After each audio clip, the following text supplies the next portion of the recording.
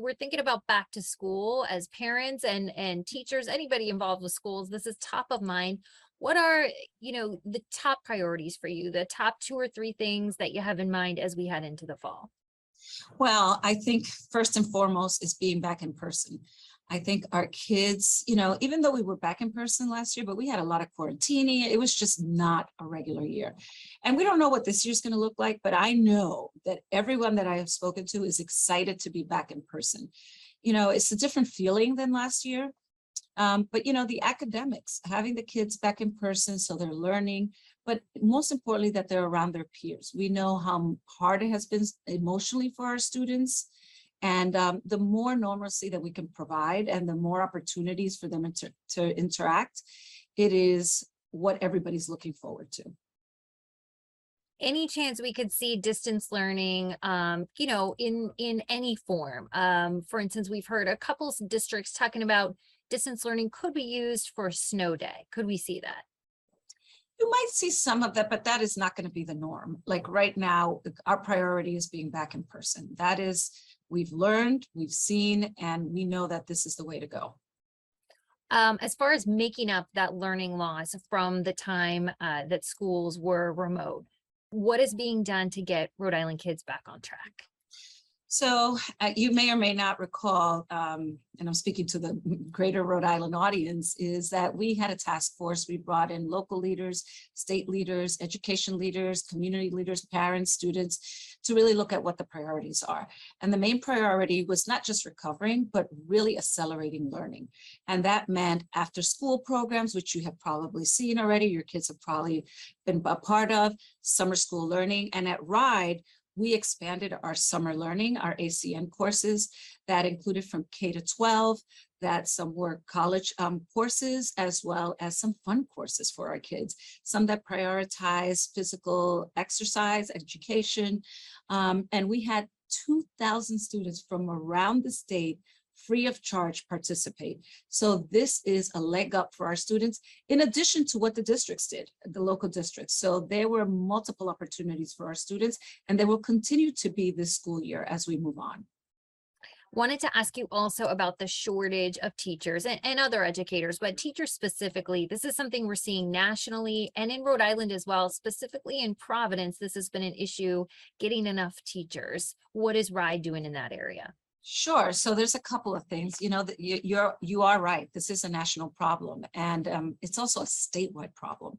So I've been meeting with all the superintendents, trying to gauge what their vacancies are like. And in almost every district, we are seeing the need for additional teachers. We see that everywhere. I just heard a report that somewhere down south, they're going to actually have 4 days a week because they don't have enough staff.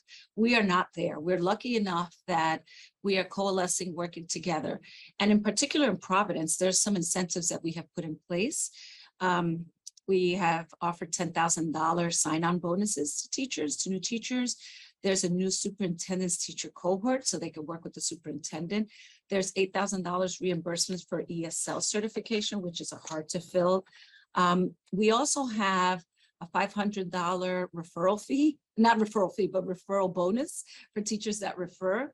And we have new mentors for every single teacher in the Providence school system. So if you're a new teacher, you're going to have a mentor. And we're at 95% of the vacancies filled. So we're really excited. And our TAP goal is 96%.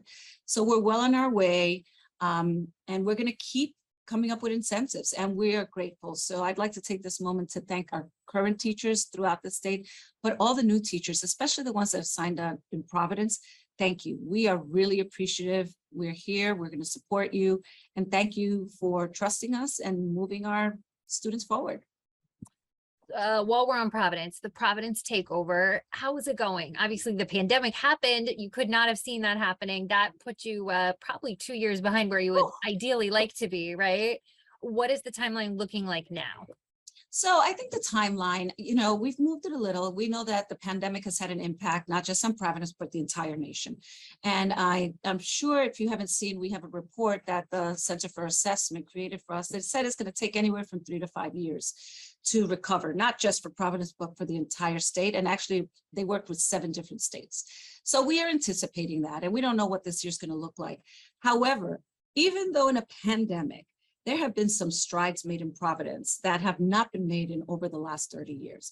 And let me mention some because we're really excited about that. We expanded CTE programs. Last week, I was in a burning building because we had our future firefighters in our program. We also have guidance counselors in all our elementary schools. We have assistant principals in our elementary schools. We have culture coordinators. We have a curriculum. We have the first 5-star pre-K program, and we don't rate them. It is a national program that rates them first time in Providence. So we're really excited about that. This summer, we offered an array of programs for all sorts of kids from K to 12. So there's a lot of really interesting things happening in Providence. And I'm really excited. I mean, if we didn't have the pandemic, we'd probably be 10 steps further ahead. But I have to tell you, it is a turnaround district. So we are always unpacking things every single day. But what we're doing is hitting the ground running and moving forward. Is it possible to say, yes, you'll be done in a year or you'll be done in 2 years? Can you give an exit date for Providence? Well, I'm still waiting for the endemic to actually come. So it's hard for me to say anything at this point, if one thing we've learned. But what we know is that we are meeting a lot of our metrics and we keep moving forward. All I can say is that things are getting better. And, as with anything, we discover new things every day. And what our job is to tackle them and create a very strong infrastructure. So when the district goes back to the city, that it goes back in a much stronger place and that our students have an opportunity to actually be in a better place academically and social emotional. Also wanted to give you a chance to respond to the statement from Tyrell Stevens, the Providence School Board member, who made these allegations that students graduated with credits that they didn't earn or didn't deserve. Do you want to respond to that? Did that happen? So we have an active investigation, so I can't say too much, but I will say this. The teachers at A Venture really care about the kids, and I stand behind their word and the work that they're saying. We have an investigation. I don't go by allegations, we investigate. And Tyrell was very much aware that there was an investigation happening. So I'm not sure what that is all about, but we take every investigation seriously and we take every allegation seriously, but allegations are just that, allegations. Has anybody else complained, like a parent or student, or is it just coming from this one school committee member? Well, I can't say much more about that, but I have to tell you that all you have to do is speak to these teachers so you understand the commitment. And I think that there's going to be areas that we're going to have to look into. There's some policies that have been in place for years that don't work for our students, and that's where we're focusing our energy. I know one of those that's been controversial is the no Fs for 8th and 12th graders. Is that something you would take a second look at? Well, it's not that there's no Fs, there's an incomplete, and if they don't complete the work, then they get an F. But they're given the opportunity. So I don't see that as an issue. There are other things that I have a lot of issues with that I think that we can talk about further, and that's not one of them. Do you want to say what some of those are? Well, so, credit accumulation is an issue for us, right? So a child can spend 3 years in 9th grade because they're missing a class. I don't know about you, but in other places, if you're missing a class, you still go to 10th grade and you make up that class. So I think that there's a lot of things that we need to look into. There's a lot of systems. That's why we're there. The state is there because there are things that need to be fixed. And we are actively working to fix them and to benefit our students and to make a better working place for our teachers. Because what we have seen throughout this year, in the last 2 years, is the dedication that has pushed us forward. Okay. Anything that I left out that you would want parents to know before, we send everybody off? Yes. Once again, thank you. Thank you for trusting us with your children. We're keeping their safety and we have their social, emotional well-being front and center. And I want you all to go to our website. We have been partnering with Pure Edge. There are videos there that you could do with your children at home. You could do with the students at the school level. But it's really important for us to listen to our students, make sure that we have the ability to really listen and be in tune with them.